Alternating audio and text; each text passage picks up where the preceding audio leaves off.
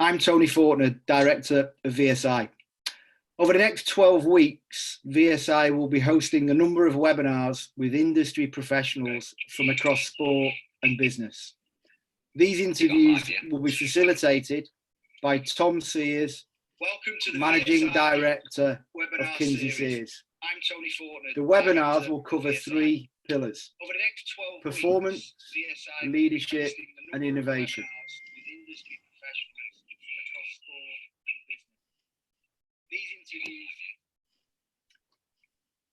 With this in mind, the purpose of these webinars are to deliver an educational message that you can take to enhance your knowledge and your professional performance.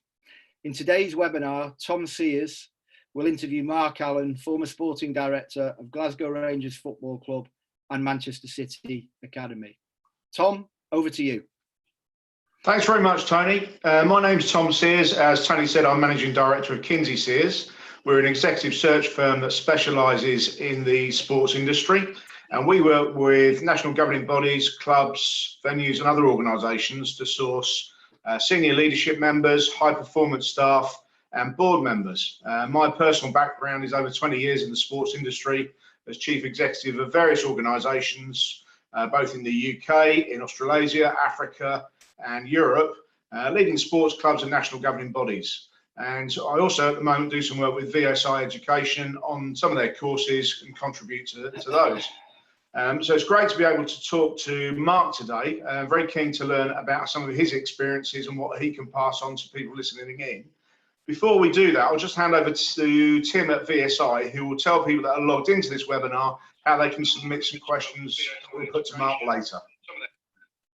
Thanks, Tom. Yeah, really welcome. And if you any questions that you want to post going forward, if you click on the chat at the bottom and just type in your questions there, we'll pick and we'll get the option to pick 2 or 3 really good ones, or 2 or 3 of the best, to put to Mark a little bit later on. So if you've got any questions that are burning, make sure that they're typed in there and we'll ask them at the end of the interview. So back straight over to you, Tom. Away you go.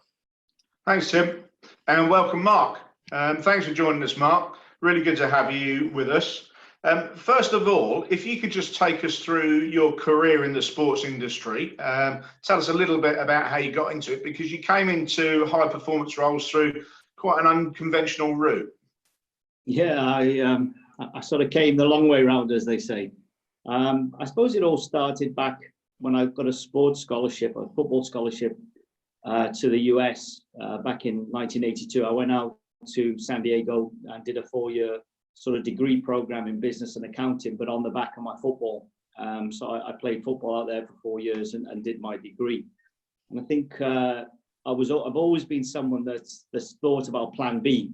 Plan A was always football, and I had to have a plan B. And I guess the education part of that was something that I was sort of thinking about in terms of when or if football finished, or I wasn't going to progress in football. When I came back from the US then, I had a sort of variety of roles. First of all, I worked in the Bank of Wales, and very quickly after that joined HTV in the television industry, working in the technical sort of, if you like, facility arena, which looking at outside broadcast studios, etc., etc. From there, I joined MTV and was the managing director of MTV's broadcast services for 10 years. And from there, was sort of joined Deluxe Digital, which was a feature film organization specializing in the conversion of film to video, or film to data, should we say, which was the modern era, as we see, most films today are shot digitally. I guess along the way, you make those contacts in life that you hope one day will be of use to you, and certainly mine was, and that was my break into football, because Manchester City at the time of 2008 under Sheikh Mansour was looking to, if you like, move in a slightly different direction, especially with its academy, in as much that they had great plans, as we've all seen come to fruition in terms of the building of that academy. And they wanted someone, I think, that perhaps ticked the football box, but also had a little bit of a business background. And I think that's where I sort of came in and scored heavily in terms of moving forward. And I was the academy director there at Manchester City for 8 great years that, you know, oversaw the building of that facility from the academy point of view, and the progression of the football club, which I think is there for everybody to see in terms of what the first team, etc., have done.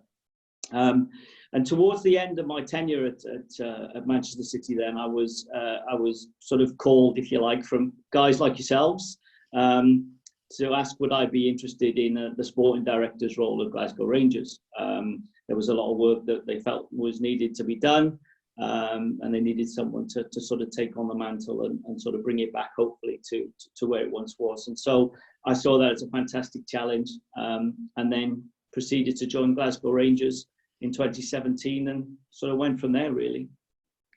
It's really interesting, Mark, because there can't be many people that have had that sort of transition from a very commercial, technical role in the broadcast industry to a high-performance sport environment.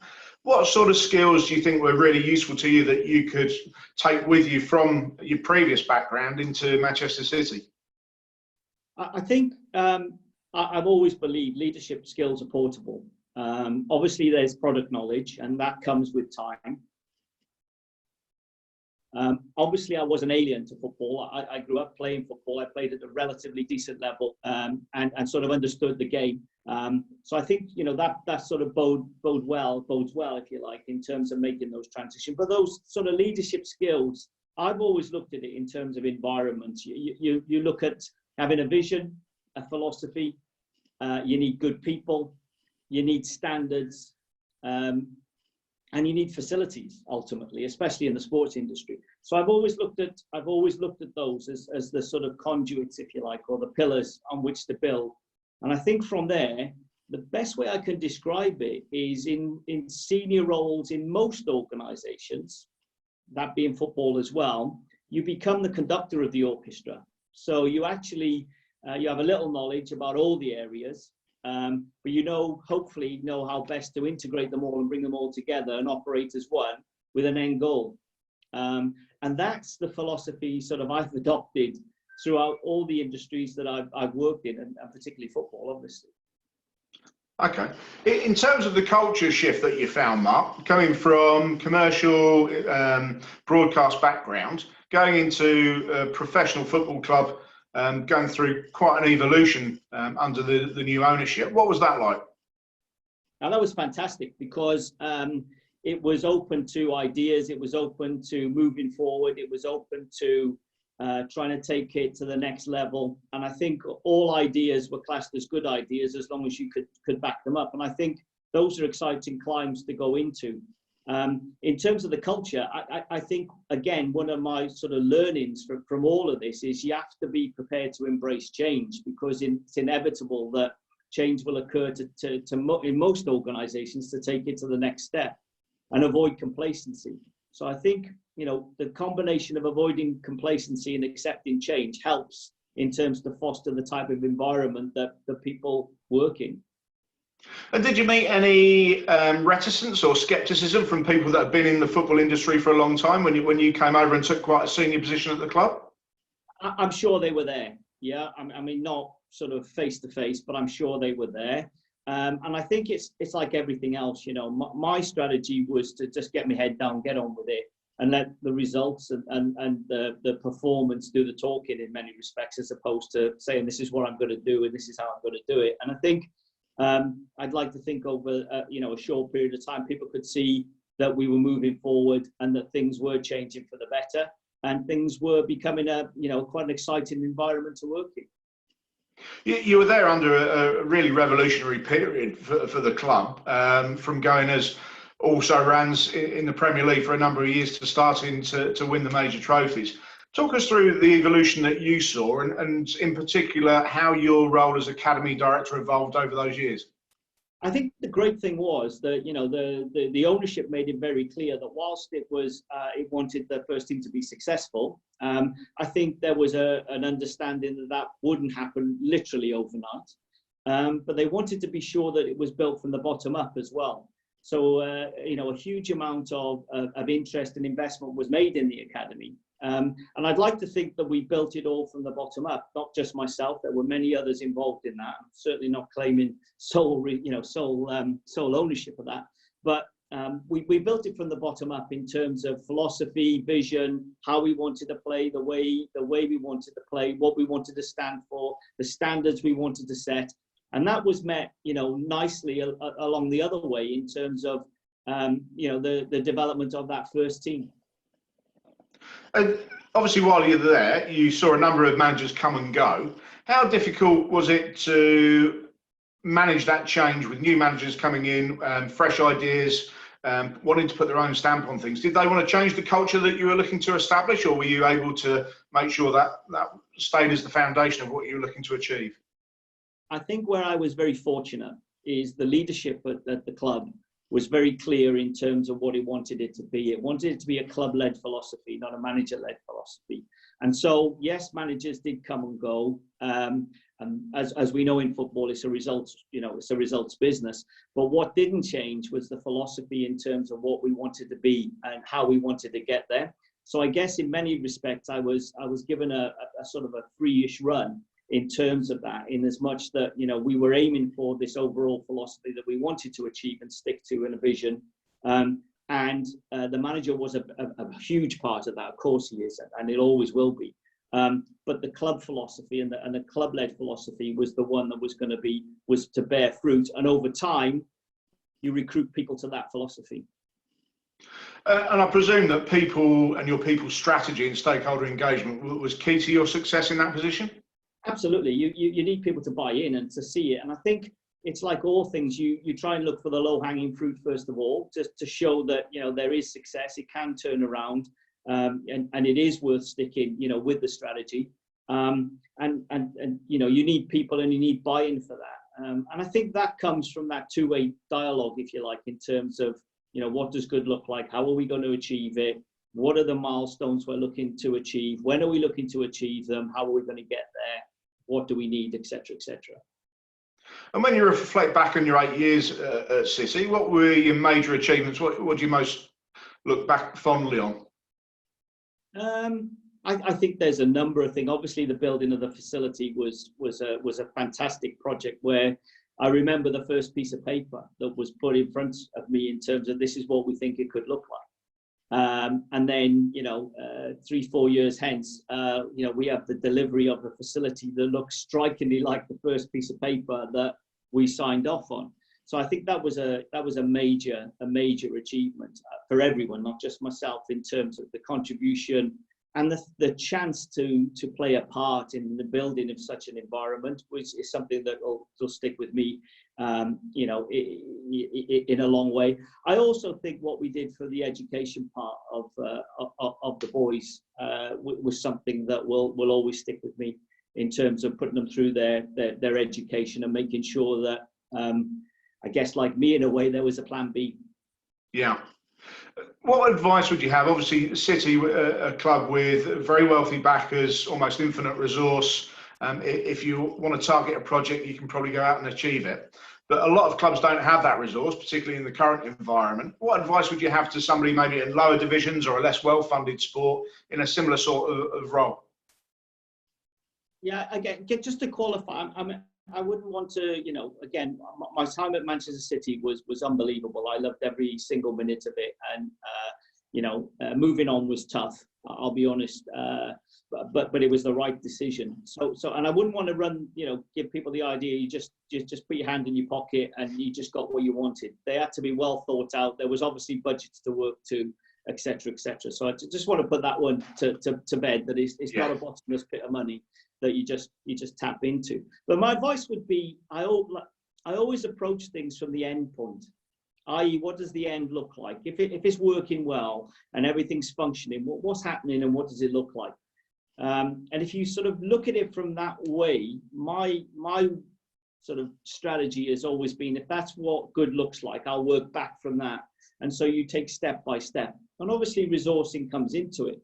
You know where you can shop and where you can't. You know what you can go in for and what you can't do, but that just sharpens your pencil in a number of other ways. You might need to be quicker to the draw or quicker to the table if resources are somewhat limited, and you improvise. You can't expect everything to just turn up with gold-plated taps and goodness knows what. But as long as you've got a plan and a strategy, I think you can achieve most things. Okay, moving on to your transition from Manchester City to Rangers. You mentioned how that came about, and you mentioned that there was quite a lot of work to do when you arrived at Ibrox. Talk us through that. Yeah, as I say, I was approached by a third party, a search firm, if you will, that were looking to fill the role. And I saw it as a fantastic challenge. As I say, my time at City was unbelievable. I got to the point where I thought, well, what do I do next at Manchester City? What is there to do with the academy? And maybe it's a time for a new voice.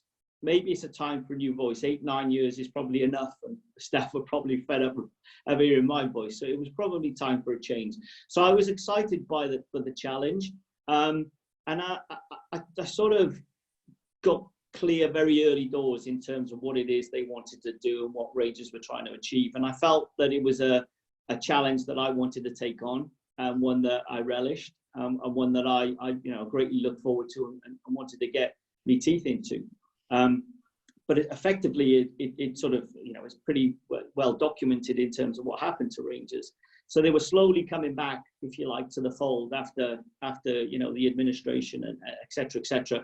And I think, to be fair to Rangers, I think they would say is they never really had anybody there that had the sort of football background, if you like. And they were looking to sort of, if you like, appoint someone who would take the lead on that and put all the necessary principles and disciplines and services, etc., in place. And I think they looked at myself and looked at someone who was probably doing most of that at Manchester City, to be honest, with the exception of the first team. If you look at 23 downs, if you look at all the different component parts, whether that's science, medicine, analytics, recruitment, etc. And I think they felt that they probably had someone that had enough experience in there that could get it going. And in terms of when you first go into an organisation like that, what does your first 60, 100 days look like? What sort of culture are you looking to establish? How do you put your stamp on things? I think I'm very conscious, and I learned at City, don't rush in. It's very easy to rush in and say, this is changing, that's changing, the other's changing. And I think my first approach really was to make sure I clearly understood the game in Scotland. Yes, I'd seen it, but did I really understand it? And that took some time, obviously watching games, watching different environments, looking at different football clubs, how they played, what Scottish football was about, technically, tactically, physically, socially, and sort of building a picture, if you like, from that. And off the back of then able to sort of tap in and say, if that's Scottish football, what is Rangers in Scottish football? And applying the various sort of conduits and bits and bobs into that, i.e. culture, philosophy, style of play, positions, and what would be required in those positions. Okay. I imagine the key relationships in that sort of role would be obviously with the manager, but also looking upwards to the CEO and the board. How do you interact on those levels, and what's the difference? Okay, I think one thing I would say, with regard to the manager, trust is the biggest single thing. If the manager feels there's a trust there, you are there to help. You're not there to hinder or to interfere. And I think if you draw up very clearly, or I drew up very clearly what I thought this role was and what it wasn't. You don't pick the team, you don't pick the tactics, you don't decide who's playing, when they're playing, and what shape they're playing. That's the manager's decision. The second thing is, you're not the conduit between the manager and the players. You're the conduit between the manager and the board. And I think that's a really subtle point to sort of make sure. So my involvement with the players was quite minimal in that respect. That was the manager's domain. I used to watch training, etc., only because it was a good chance for me to sort of get some time with the manager, etc. But never on a sort of an interfering, why are we doing this? That's the manager's domain. My job was to almost take the football language and encode it ready for the boardroom in many respects. So to make sure that the board got clear vision of where we were going, how we were getting there, what it was likely to cost us, what we could expect, where were the key areas that we wanted to look at, and why, and how did we plan to get there? So I think it was that was my role between the board and myself, and then my role with the manager. Because the sporting director role is a relatively new model in British sport. Some clubs have gone for it in a big way, as you've experienced at Rangers. Some, like Manchester United, have looked at it for a while but not appointed anybody yet. It's starting to permeate in other sports. So, for example, rugby, cricket, and so on. Do you think it's a concept that more codes and more organisations should follow? Do you think there's real value in it?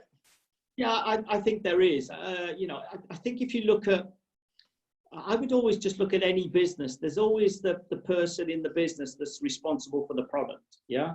Whether that's the sales manager, the commercial manager, whoever. And I think football's no different in that. You're an expert in your field, but you're an expert at many, or you oversee many arenas within an operation.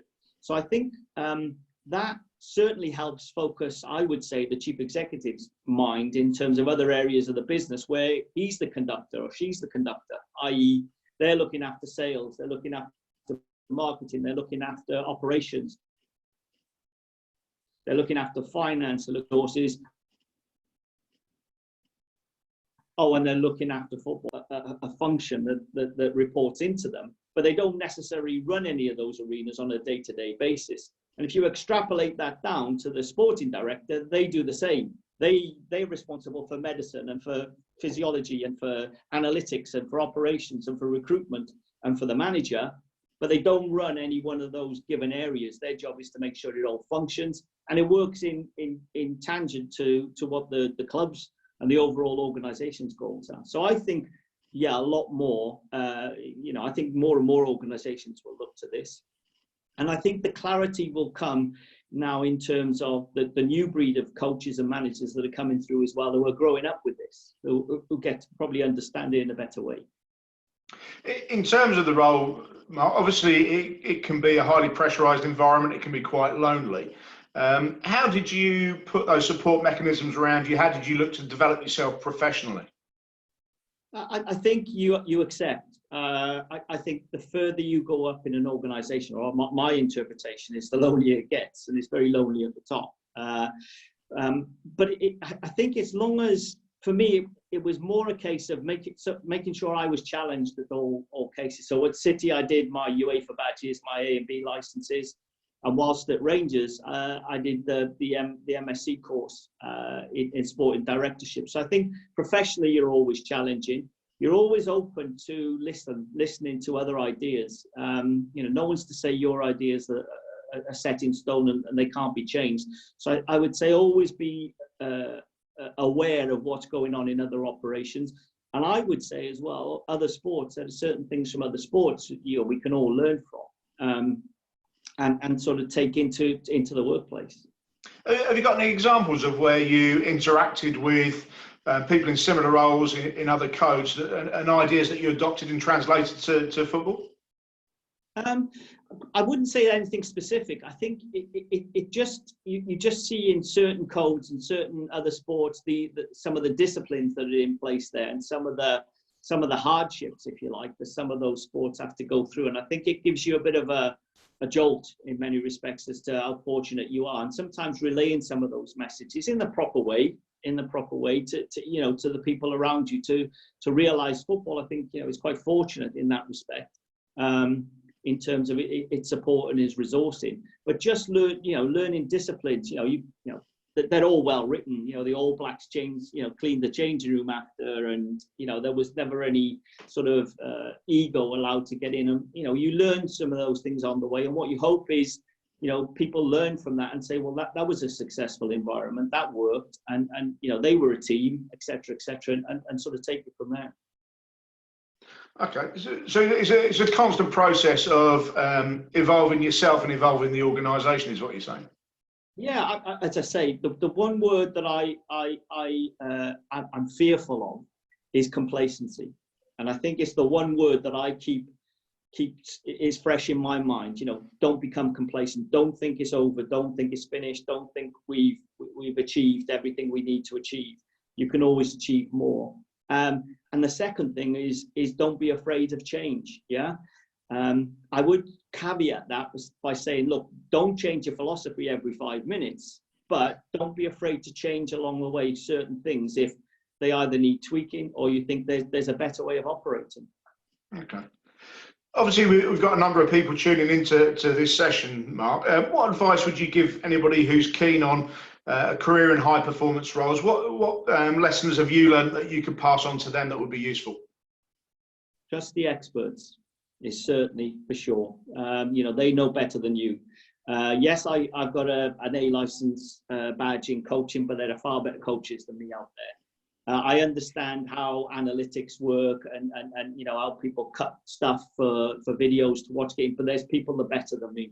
Same with physio, same with medicals, etc., etc. So I would always say, trust your experts. The one thing I've always said is, where are we trying to get to? Have a vision. And sometimes this gets lost. I think people think it's a bit cheesy, or vision, philosophy, all of these things. But I think if you've got those two things, you're in with a great chance, because you can articulate to others where it is you're trying to get to.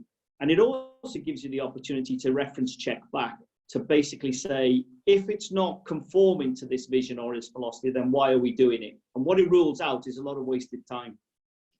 Okay.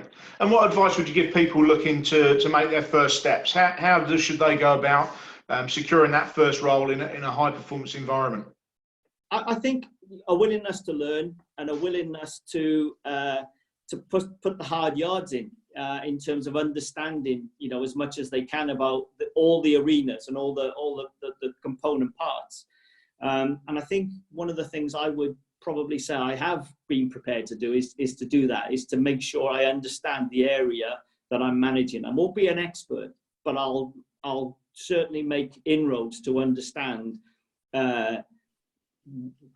process, procedures, protocols, all of those things, so that I'm better placed to make a decision should I be asked to make one. Excellent. Mark, obviously, given the current situation, it would be remiss of us if we didn't talk briefly about that. It must be having a major impact on all sports organisations across the board. How do you think it will be impacting sporting directors in terms of looking after players, their welfare, keeping up their fitness levels, given the uncertainty of when seasons are going to start, but also planning for the future, looking at budgets, recruitment, contracts, that sort of thing? Well, yeah, it's a great question. And I just think there's so many unanswered questions out there. It's difficult to sort of say this is what they would perhaps be doing. But I think, they've got to be cognizant of the fact that until someone says the season's over, the season's still live. So there has to be a plan in place to keep the players as fit as possible, even though they're isolated. So training programs, calls, checking in, maybe weight testing, all of those things, all done from a distance. But so that the operation could, at the moment's notice, at least begin to get back on track.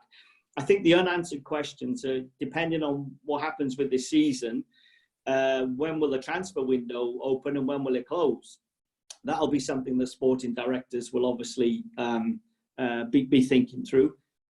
In addition to that, we don't know where it's going to come out funding wise. Will it have a major impact in the amount of transfer funds that are going to be made available this year for players? I don't know the answer to that, but it'll be a question that sporting directors will need to look at, and plans might need to be revisited. Instead of 3, you might get 2 players, you might get 1.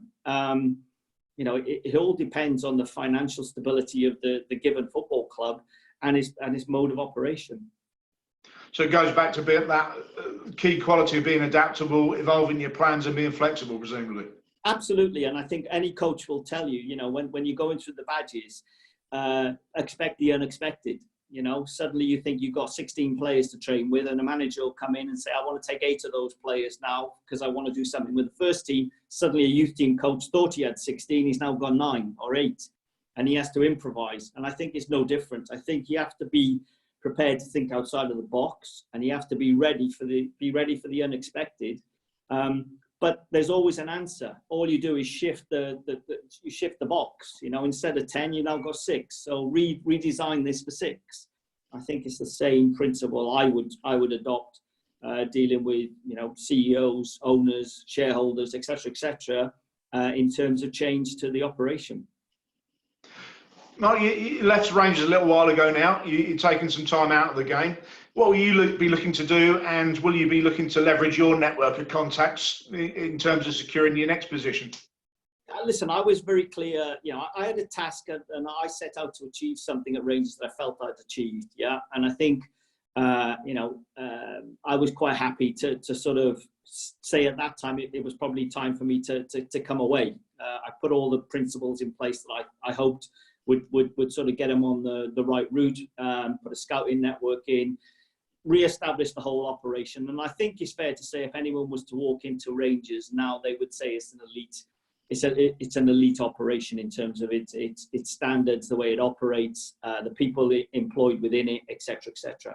I was always bizarrely planning to take a one season out if I could, because I'd pretty gone straight out, you know, for the last sort of 10, 12, 15 years without any real break. Because in the summer, and especially at Rangers, you know, we were back in June effectively for Europa qualification. So you really didn't get that much of a break. So it was nice to get a break, which I've had, and I've managed to sort of recharge the batteries in many respects. So yeah, I mean, I'd love to get back in at some point. Who knows what will happen with the industry now in the next few months and years even, in terms of where it goes. But yeah, I'd love to sort of get back in and look at the next project.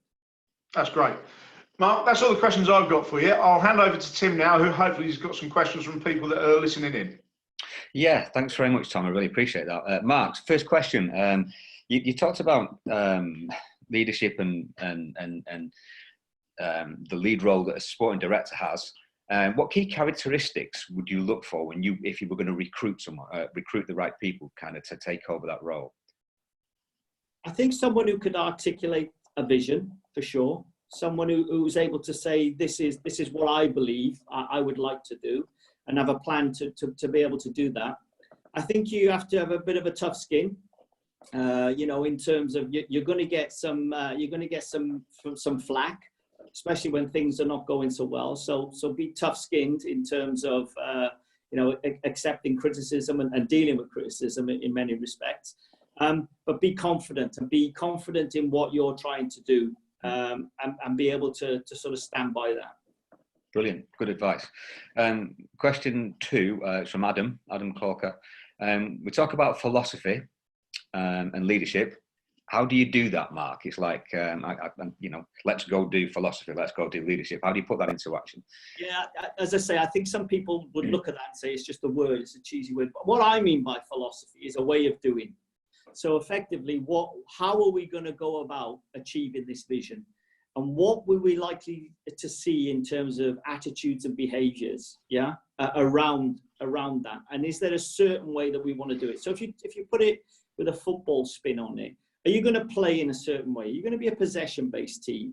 Are you going to be a counteracting team? Are you going to be a long ball team, etc., etc.? How will you manifest yourself? And the reason I think that's so important is recruitment is such a critical part to a football operation in particular. And I speak with football knowledge on this, that you don't want to be recruiting players who can't play in the style or the way or the philosophy that you want to play. So by getting those things up front and very clear, it gives you a much easier task in terms of the type of player that's likely to fit into your system. And irrespective of your manager, will have longevity. Because if your manager changes, you're likely, if you have a philosophy, to go and recruit a manager with a similar philosophy. And with a similar philosophy, you would hope the similar players would work. Okay, that's a great show. Just to tap on that, would you then look for you'd make sure that the manager that you go and recruit actually fits the philosophy and not the other way around? If they want to come in and bring a different philosophy, you'd actually stick to your guns with that? Personally, yes. Okay, cool. The next question for you is from Rachel Morris. You've held some very senior roles. What are your personal strengths and how have you developed them? I think honesty. You know, sometimes saying what you need to say is not easy, but it's the right thing to do because you get clarity. And I think one of my strengths, I would like to think, is that ability to reference check and make sure people are clear in terms of what it is we're trying to achieve, and to always be there in terms of, you know, to be challenged, be willing to be challenged, and be willing to sort of go with a different point of view if you think it's better than the one you're going with. So I think honesty and integrity is probably the two that I would say, and being strong of mind and confidence in your ability that you can, you know, you do believe this is the right way to go. It's very difficult talking about your strengths. It's easier for other people to say.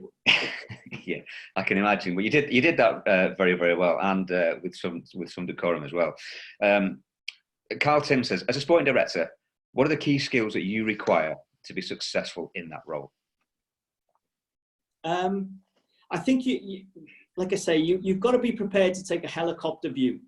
I don't think it's one where you need to be in the trenches. I think if you're in the trenches, you're probably in too deep, and you're highly likely to be focusing on one single aspect of the overall role. That would be my impression of it.